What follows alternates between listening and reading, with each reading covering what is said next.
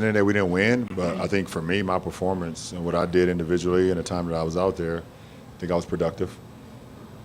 I think so. I mean, I was a +7 for the game, no turnovers, so I like the no turnovers more than anything. So what's he saying there? I mean, Wendy, you've known him since he was in high school. He played 29 minutes. There's a lot of talk suddenly about a minute's restriction from Darvin Ham, his coach. What did we hear there from LeBron? Yeah, so they talked about in the preseason about how they were going to try to manage LeBron a little bit because he hasn't been able to finish some of these seasons with injuries. But I don't think any of us saw him getting under 30 minutes in the opener. This is apparently what they agreed on. LeBron didn't act like this was anything that he didn't expect. But he was the Lakers' best player in this game. And to see him out there for only 29 minutes was kind of shocking.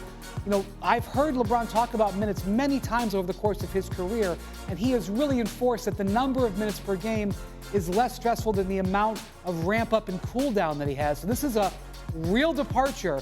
And it looks to me like the Lakers are trying to lean into their depth because they only played Austin Reeves 31 minutes in this game, and he's like in his early 20s. So I don't know if the Lakers, the idea to hold these minutes of everybody down is going to last a long time. What do you think, Monica? Wendy, you know you're one of my favorites to talk with because you come at it very rational.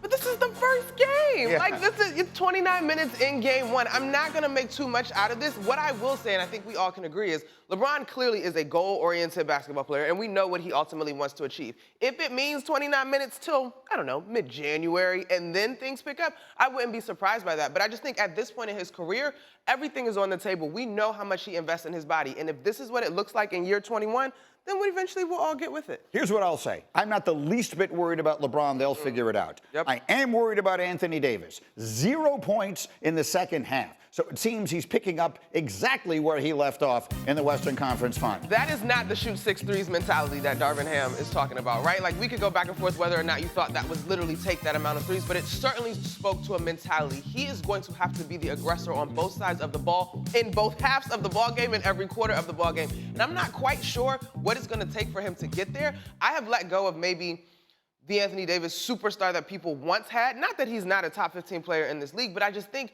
there's a level of aggression, and it may not always translate to tons of scoring, but no scoring? If they're going to play LeBron less than 30 minutes, which I don't think is going to last, Anthony Davis cannot play like this. Now, he did get double-teamed a little bit in this second half, and they got to be a little bit more creative in dealing with that, because when he went head-to-head with Jokic, he had some success. But if you're going to play those guys that minutes, Austin Reeves at 31 minutes, LeBron at 29 minutes, Anthony Davis has got to be a beast. And we saw in the playoffs last year, he would have one good offensive game, one bad offensive game. And this, we saw one good offensive half, right. One bad offensive half. Right. I'm on fire.